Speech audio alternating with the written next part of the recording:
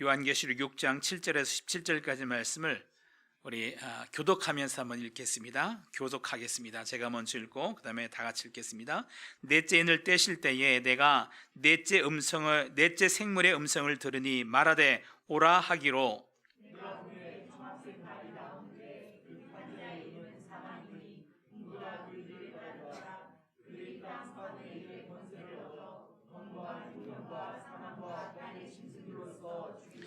다섯째 인을 떼실 때에 내가 보니 하나님의 말씀과 그들이 가진 증거로 말미암아 죽임을 당한 영혼들이 제단 아래에 있어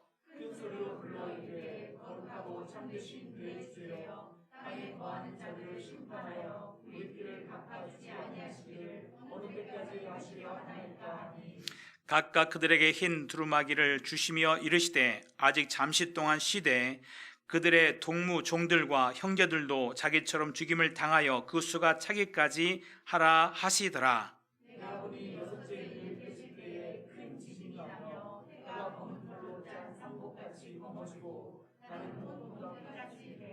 하늘의 별들이 무화과 나무가 대풍에 흔들려 설익은 열매가 떨어지는 것 같이 땅에 떨어지며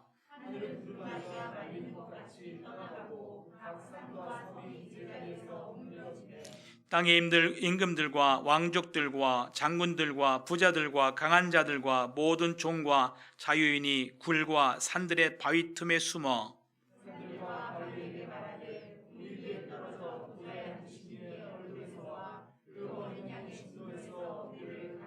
다 같이 읽겠습니다. 그들의 진노의 큰 날이 이르렀으니 누가 능히 서리요 하더라.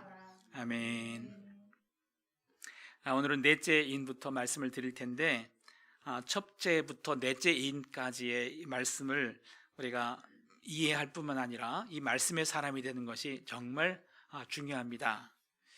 그래서 첫째 인, 둘째 인, 셋째 인에 대해서 잠깐 간단하게 이렇게 요약해서 다시 한번 생각을 이렇게 떠올려 보겠습니다. 첫째 인을 뗀다는 것은 말씀을 깨닫는 것이죠. 주님께서 말씀을 깨닫게 해주시는 것이죠. 첫째 인을 뗄 때에 첫째 생물이 이제 우레소리 같이 오라 하기로 흰말이 나오는데 흰말은 승리를 상징한다라고 했습니다. 그 말을 탄 자가 활을 가졌다라고 말합니다. 그래서 활을 우리가 그 하나님의 언약이다라고 이렇게 말씀을 나눴습니다. 언약인데 언약에는 하나님 우리를 향한 목적이 있습니다. 이 목적을 이루어 주시겠다라는 언약이죠. 그랬을 때 우리가 이 언약의 활을 가졌는데 그리고 면류관을 또 받았고 면류관을 이제 받아서 썼겠죠. 즉 이긴 싸움을 싸운다. 주님께서 이미 승리하신 주님께서 우리와 함께 하시고 도와주시는 가운데 우리가 주님과 동행함으로 말미암아 이길 수 있는 싸움을 싸운다라는 의미에서 이미 면류관을 쓰고서 싸운다라는 그런 말씀이 되겠습니다. 확신을 가지고 싸운다라는 것이죠. 그걸 나가서 이기고 또 이기려고 하더라라고 말씀하고 있습니다. 그랬을 때 첫 번째 말씀을 깨달으면 삶의 목적이 분명해집니다. 내가 무엇을 위해서 살아야 되는가라는 삶의 궁극적인 목적을 정확하게 우리가 가질 수가 있고 어떤 사건과 고난과 환난이 온다 할지라도 그것을 이용하고 그것을 통해서 하나님의 목적을 이루며 물질을 사용해서 하나님의 목적을 이루며 시간을 사용해서 하나님의 목적을 이루며 관계를 통해서 하나님의 목적을 이루며 어떤 사건과 어떤 환경 속에서 무엇을 우리가 받든지 그것을 통하여서 하나님의 목적을 위해서 쓸 수 있는 세상의 모든 것들을 다스리고 정복하여서 하나님의 목적을 위해서 그것을 이용하고 쓸 수 있는 그런 실력의 사람이 된다. 목적을 위해서 모든 것을 할 수 있는 그런 사람이 된다. 그런 말씀이 되겠습니다. 우리 하나님께서 우리에게 허락하신 가장 귀한 그 목적이 무엇이겠습니까? 우리가 그리스도의 아름다운 귀한 그 인격의 분량으로 장성한 분량으로 우리가 자라나는 겁니다. 우리가 자라날 수 있는 것은 아니죠. 하나님께서 그렇게 세워주시고 입혀주시고 자라나게 하시는 것이죠. 그러나 우리의 순종을 통하여서 이 일이 이루어진다라는 것입니다. 이 언약을 붙들고 나갈 때에 주님께서 이루시기 때문에 우리는 미리 면류관을 쓴 것처럼 이긴 싸움을 싸운다라는 믿음을 가지고 싸워나가게 된다라는 그런 의미가 되겠습니다. 둘째 인을 뗀다라고 했습니다. 둘째 인은 그 칼을 큰 칼을 받는데 화평을 지하여서 서로 죽이게 하더라라는 것입니다.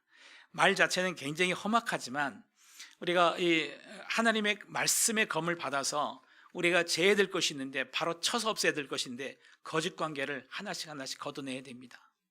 부부와의 관계 속에서 그 형식적인 관계 걷어내야 됩니다. 우리는 관계 속에서 살아가는데 다 거짓된 관계예요. 형식적인 관계예요. 생명이 없는 관계예요. 정말 무의미한 관계가 너무나 많다라는 것이죠. 그런 관계를 하나씩 하나씩 걷어내야지 우리의 삶에 생수가 넘쳐 흐르게 되고 우리의 삶에 생명의 삶이 이루어지게 되고 거기서 영생의 삶을 누리게 되는데 이 거짓 평강을 하나씩 하나씩 걷어낼 수 있는 그런 말씀에 분별할 수 있는 그 말씀을 하나님께서 우리에게 허락하셔서 실제 삶에서 우리의 삶을 새롭게 만들어 주시는 그런 능력의 말씀을 깨닫게 하신다라는 그런 의미가 되겠습니다. 그 다음에 이제 셋째 인을 떼실 때에 보니까 검은 말이 나오더라. 검은 말은 기근을 말한다고 그랬습니다. 기근을 당하면 다 고통스럽죠. 그래서 한 데나리온의 일당이죠.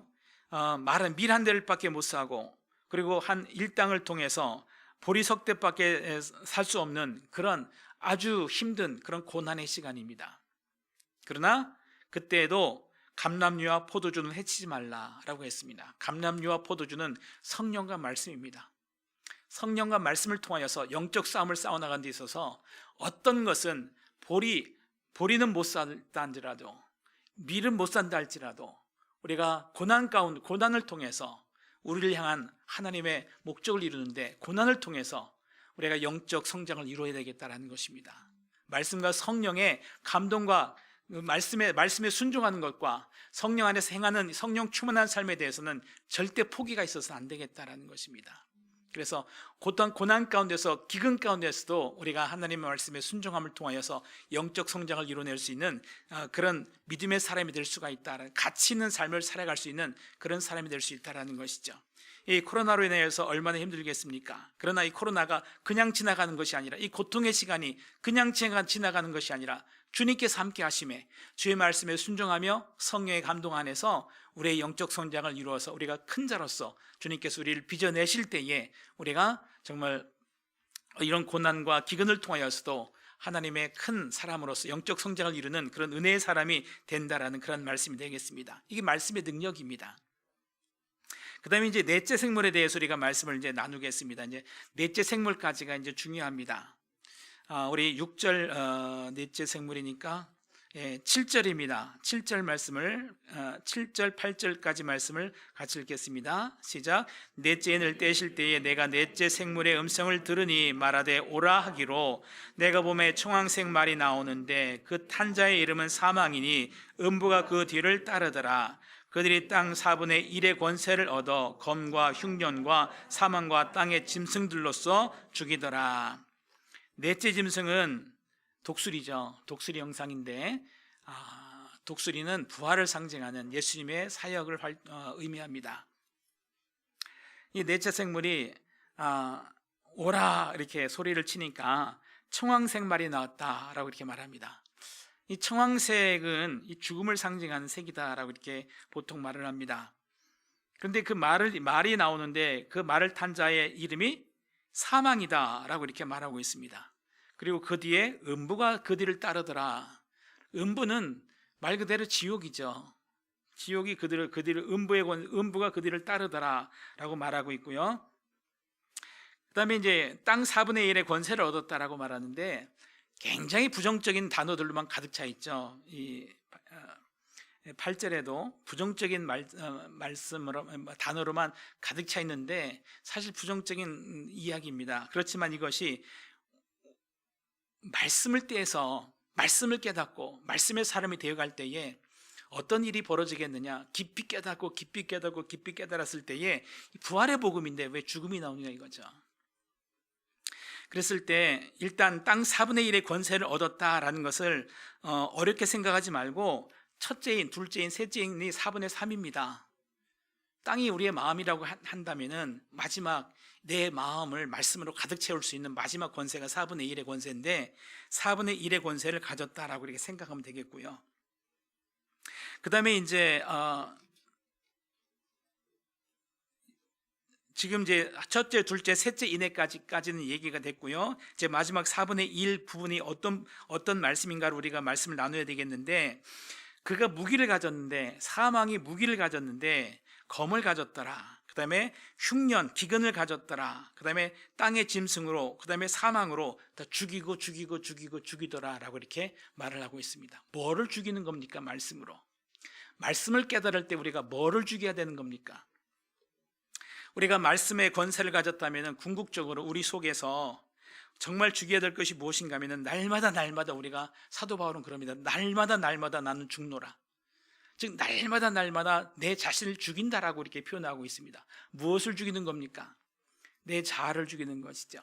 내 옛사람을 죽이는 것이고, 악한 영의 생각들을 하나씩 제하여서 그것을 지옥의 음부에 다시는 돌아오지 못할 것으로 그것을 던져버린다라는 그런 의미가 되지 않겠습니까? 이거를 부정적으로 해석하면 한량없이 부정적인 얘기지만, 우리의 부정을 버린다라고 하면은, 우리의 옛사람을 버린다라고 하면은, 우리의 육의 사람을, 우리의 죄성을 버린다라고 하면은 이것은 부활의 복음인 것이죠. 그래서 먼저 말씀의 권세로 죽인다라는 것입니다. 그렇습니다. 말씀이 아니면은 우리의 죄성을 죽일 수가 없습니다.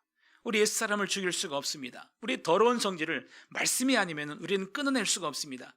하나님의 검은 좌우의 날쌘 검처럼 정말 날카로워서 혼과 영과 관절과 골수까지도 쪼개어서 그 속에, 뼈 속에 있는 죄까지도 드러내서 그것을 밝게 드러내서 그것을 제하할 수 있는 능력이 있다라고 주님께서 말씀을 하시는 것이죠. 그래서 말씀의 권세로 우리가 어떤 것을 죽이는 것이 아니라 우리 속에 있는 죄성을 찾아내서 우리의 악한 영들을 죽이고 우리 옛사람을 죽여서 우리가 오직 주의 영으로만, 오직 주의 새 사람으로만 살아갈 수 있는 부활의 영광으로, 부활의 영으로 살아갈 수 있는 그런 삶을 살 수 있도록 하는 것이 이 죽이는 역할이다라는 것입니다. 그래서 말씀의 권세로 우리가 무엇을 죽일까 했을 때에 우리 말씀의 권세로 우리의 악한 언어와 악한 생각과 악한 습관들을 벗어나게 하며 악한 영들을 죽일 수 있는, 그래 옛사람을 거둘 수 있는 그런 믿음의 영적 싸움을 싸울 수 있는 저와 여러분 되시기를 예수님의 이름으로 축원합니다. 그 다음에 기근으로 죽인다라는 것은 굶겨서 죽인다라는 것인데, 우리가 굶겨서 죽여야 될 것이 무엇이겠습니까?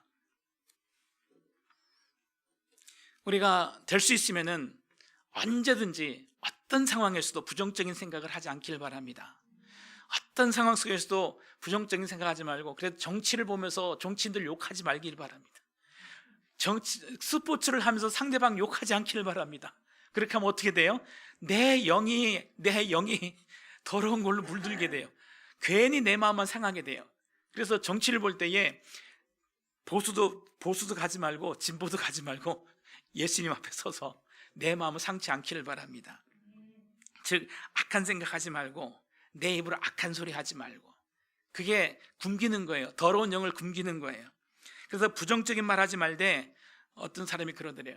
우리나라 사람이 가장 많이 하는 것이 미치겠네, 죽겠네, 환장하겠네, 돌겠네, 그 중에 하나라도 걸리면 어떻게 하려고 그럽니까? 그 입에서 싹 제거할 수 있길 바랍니다. 그게 굶기는 거예요. 악한 것들을 굶기는 거예요. 그 다음에 마시는 거나 피우는 것도 악한 것들이 있죠.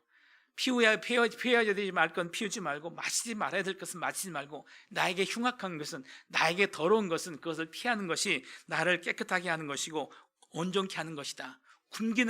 굶며 죽여야 될 것을 굶기는 것이 우리가 강건하게 되는 길이다라는 것을 우리가 생각해 볼 수 있길 바랍니다.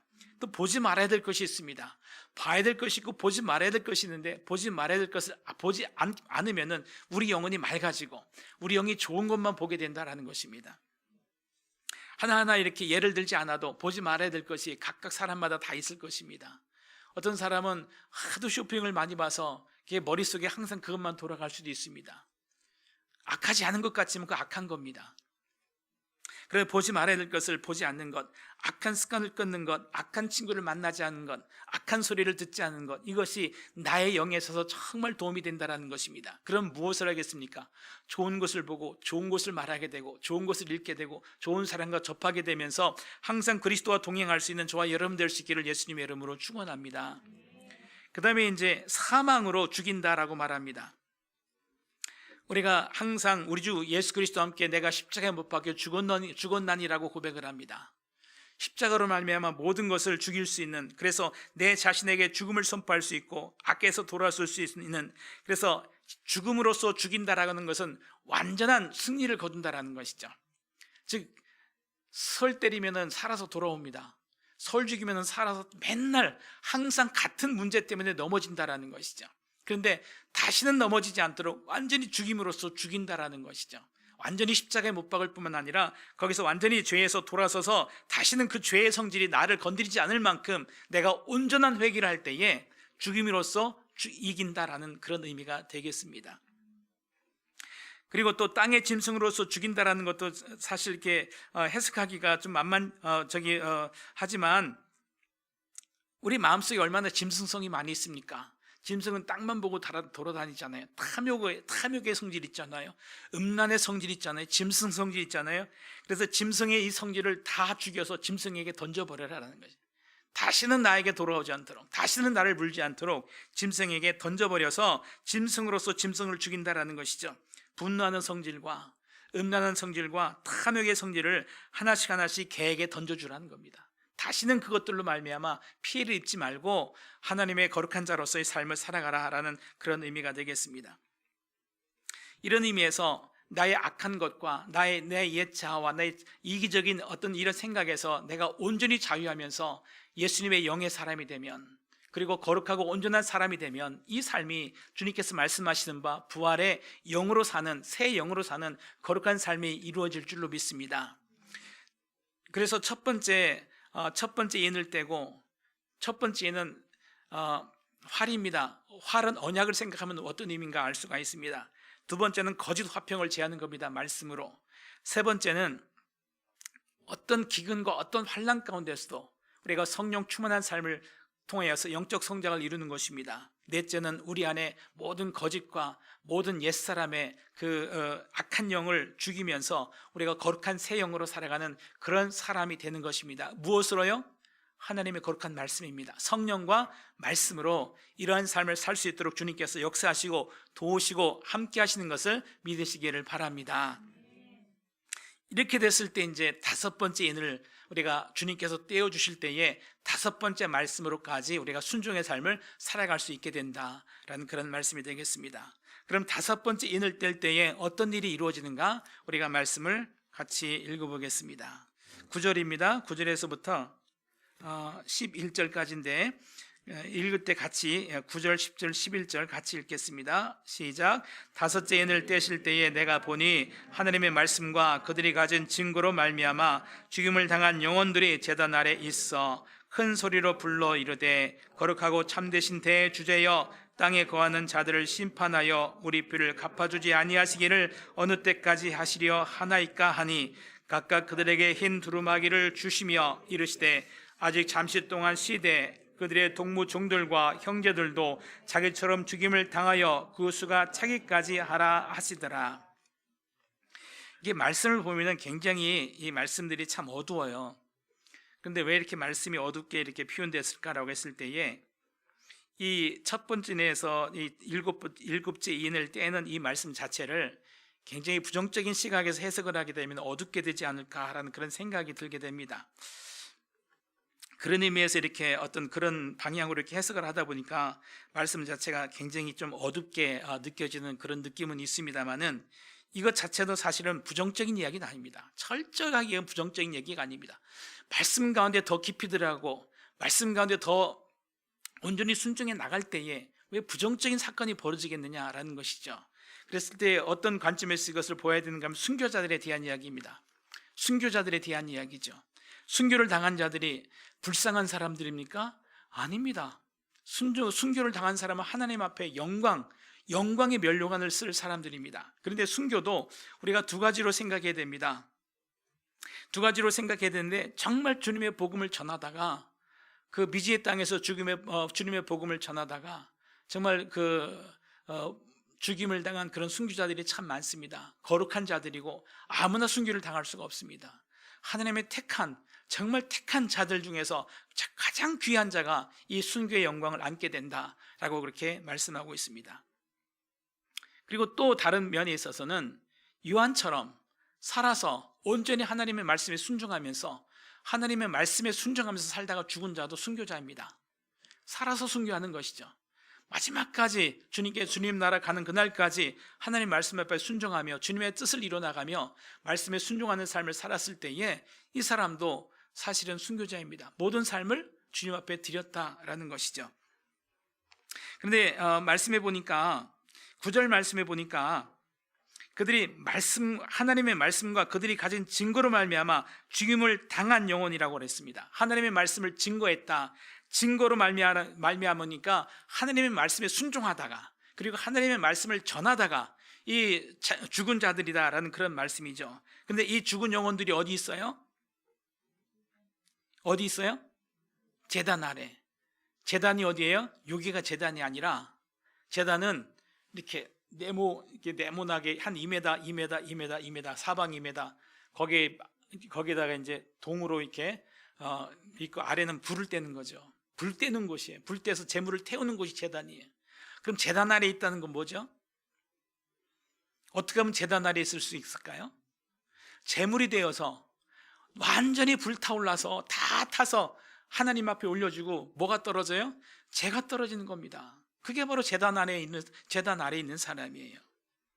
그렇다면은 우리가 이제 그 찬송가 중에서 그런 찬송이 있죠. 주의 제단 부리에 우리 몸과 영혼과 우리 가진 모든 것 지금 바치옵니다. 이런 찬송도 있죠. 우리 몸과 영혼을 다 무엇을 위해서 쓰는 거예요? 주의 말씀을 위해서, 그리스도를 위해서 살면서 쓰는 겁니다. 그런데 이것이 손해보는 것이냐? 아니에요. 절대로 손해보는 것이 아니에요.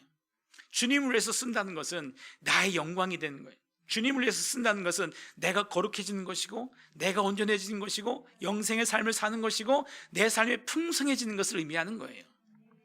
그런데 불태워서 없어진다는 것은 이 세상에 살아가는 삶 자체는 사실은 불태워 없어지는 거예요. 시간이 가면서 우리는 늙어지고 시간이 가면서 우리의 삶은 수명이 줄어들어서 때가 되면 다 죽게 돼 있어요. 다 불타서 사라지는 것처럼 우리 죽는 거예요. 근데 무엇을 위해서 어디다가 불태우느냐가 문제예요.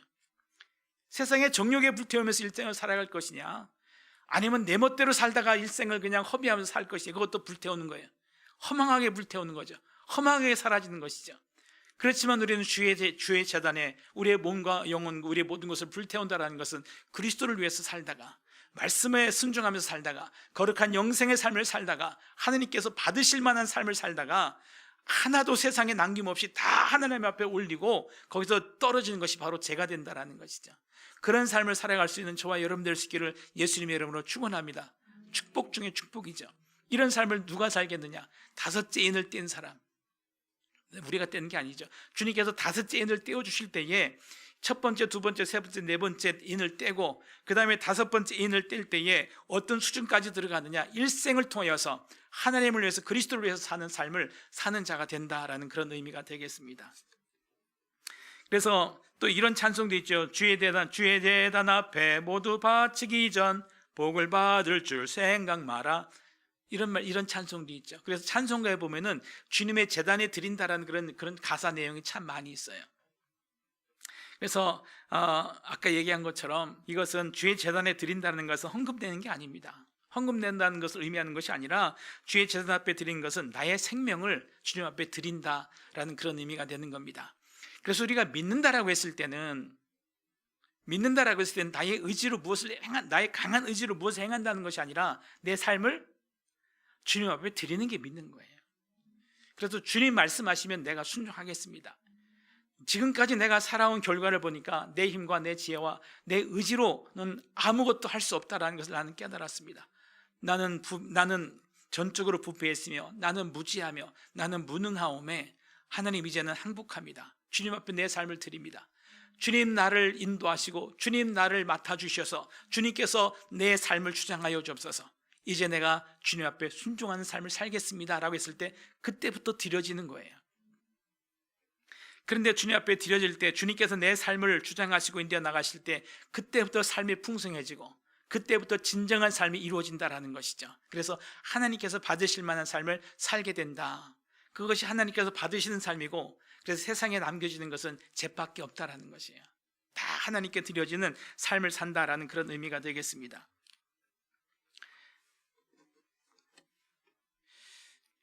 그다음에 이제 10절 말씀을 이제 보겠습니다. 다시 한번 10절 말씀을 읽어보겠습니다. 10절입니다. 읽었지만 다시 한번 읽겠습니다. 큰 소리로 불러 이르되 거룩하고 참되신 대주제여, 땅에 거하는 자들을 심판하여 우리 피를 갚아주지 아니하시기를 어느 때까지 하시려 하나이까 하니. 거기에서 이제 한쪽에 이제 그쪽에서 순교한 분들이 제단 밑에서 소리를 지르는데 우리 피를 갚아주지 아니하시기를 어느 때까지 하려 하시나이까, 이렇게 소리를 치고 있습니다. 피값을 갚아달라. 그래서 예수 그리스도의 생명으로 산 모든 삶이 피값으로 계산이 되는 겁니다. 그래서 우리는 항상 예수님의 마음으로 하느님의 말씀에 순종하면서 살아갈 때에 이것이 예수님의 생명으로 산 삶이 된 줄로 믿으시기 바랍니다. 이것이 피값이 되어서 하나님께서 반드시 갚아주신다라는 거예요. 하나님께서 반드시 갚아주는 삶을 살게 된다라는 것입니다. 표현 자체는 부정적으로 되어 있지만 굉장히 긍정적인 말씀입니다. 하나님께서 반드시 그 피값을 갚아주신다. 피값이라는 건 삶의 값이에요. 삶의 값을 하나님께서 반드시 갚아주신다라는 그런 말씀이 되겠습니다.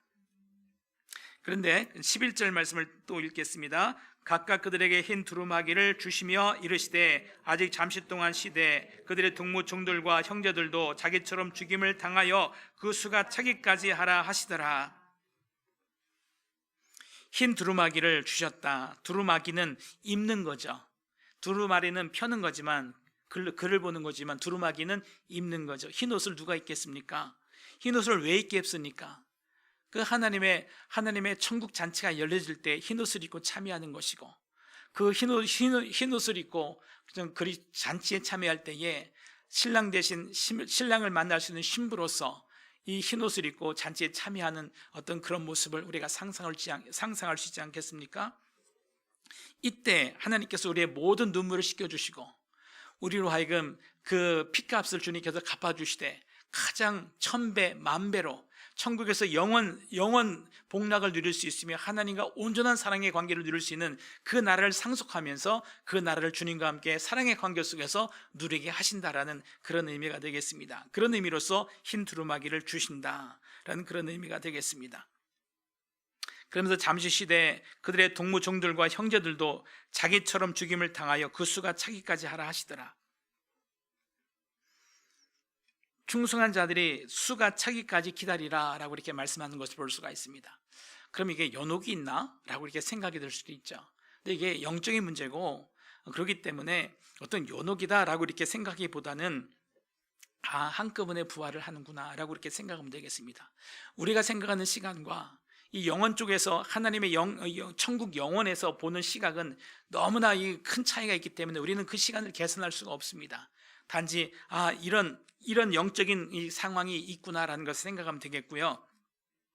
그때 숫자가 차기까지 기다리라라고 이렇게 말씀하고 있습니다. 왜 숫자가 차기 기다리라고 이렇게 말씀하시는 겁니까? 그 숫자 속에 누가 들어있길래? 그 숫자 속에 누가 들어있습니까? 백권사님이 들어있습니다. 제가 들어있습니다.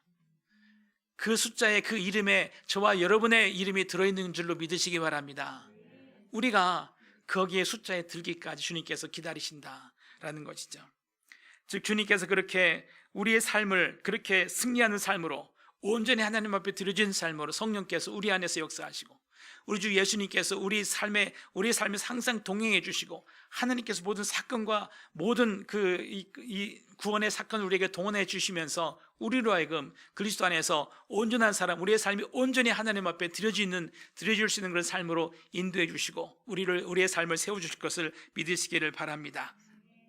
그랬을 때 우리도 이 말씀에 순종하기 위하여서 하나님, 주여 나의 주님, 나의 하나님, 주의 말씀에 순종하는 삶을 살겠고 내가 참된 예배자로 항상 하나님 앞에 예배를 드릴 것이며 오늘 낮의 말씀처럼 담대히 하나님의 복음을 전하게 하여 주옵소서라고 말하면서 우리도 이 증언자가 될 수 있기를 바랍니다. 하나님의 말씀을 담대히 하나님의 말씀을 전할 수 있는 저와 여러분 될 수 있기를 바랍니다. 우리가 자격이 있어서 전하는 것이 아니고 능력이 있어서 전하는 것이 아니라 전능의 하나님께서 그 능력의 말씀과 지혜의 말씀을 우리 안에 심어주셔서 전하라 하시니 우리는 순종만 하면 된다라는 것입니다. 믿음으로 말미암아 하나님의 말씀을 전하는 자가 되어서 하나님의 말씀을 전할 때에 흘러가지만 하나님께서 말씀이 나를 통해서 흘러가지만 말씀을 전하는 자가 먼저 복을 받는 줄로 믿으시기 바랍니다. 그래서 말씀을 전할 때에 진정한 말씀의 사람이 되는 것이죠. 그런 은혜를 누릴 수 있는 저와 여러분 되시기를, 그래서 이 숫자에 들어가며 하나님의 영광의 자리에 올라갈 수 있는 길로 주님께서 인도하실 때에 순종의 삶을 사는 저와 여러분 되시기를 예수님의 이름으로 축원합니다. 오늘 여기까지 5째 인까지 이렇게 말씀을 나누고 말씀을 마쳐야 될 것 같습니다. 네, 기도하겠습니다.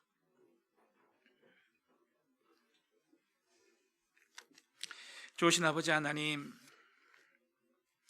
우리로 하여금 말씀의 사람으로 이끌어 주시니 감사합니다. 우리가 지혜로워서 말씀을 깨닫는 것이 아니라 주님께서 우리 안에 성령으로 임재하여 주시고 또 우리에게 말씀을 깨닫게 하시고 말씀에 순종하게 하시니 감사합니다. 하나님, 항상 주님의 임재 가운데 서는 자가 되게 하시고 다윗이 주님 앞에 고백했던 것처럼 주의 말씀이 어찌 그리 단지요 꿀송이보다 단이다 라는 그런 고백처럼 우리도 하나님의 말씀을 달게 받을 수 있도록 하나님 도와주시고 함께하여 주시옵소서. 그리함으로 말미암아 하나님, 우리의 삶 전체가 하나님 앞에 정말 산제물로 드려줄 수 있는 그러한 삶을 살아갈 수 있도록 도와주시고 함께하여 주시옵소서. 우리 주 예수님의 이름으로 감사드리며 기도하였습니다. 아멘.